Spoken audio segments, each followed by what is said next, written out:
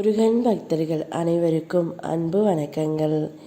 என் அன்பு குழந்தையே, உன் மாமாவை பற்றி ஒரு இன்ப செய்தி ஒன்று வந்திருக்கின்றது தங்கமே.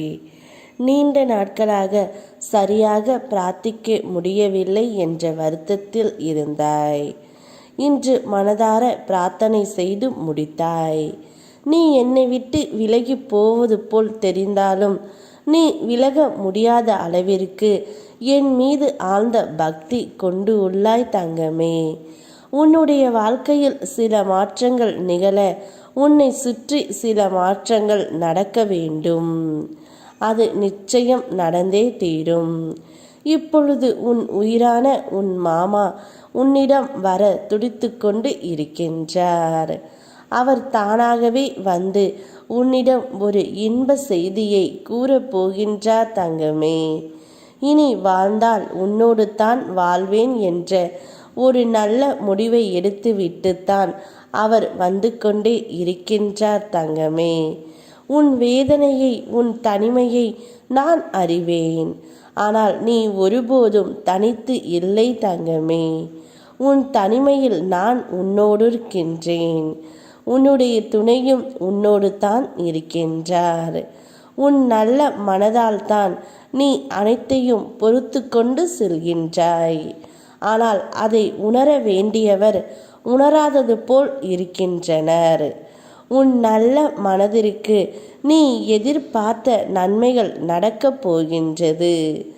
எங்கும் எதிலும் நிதானத்தை கடைப்பிடி தங்கமே. எந்த ஒரு விஷயத்திலும் பதற்றம் அடையாதே. எதை தொடங்கும் போதும் எனக்கு அர்ப்பணித்து மனதில் நினைத்து தொடங்கு. சுப செய்திகள் உன்னை வந்து சேரும். நீ எப்போது செய்த கர்ம வினையை இப்போது அனுபவிக்கின்றாய். அதை விரைவில் நான் தீர்க்கப் போகின்றேன் தங்கமே. சில விஷயங்கள் நடக்க வேண்டிய நேரத்தில் சரியாக நான் நடத்தி தருவேன். ஒரு சொல் போதும் என்றால் இரு சொற்களை செலவு செய்யாதே.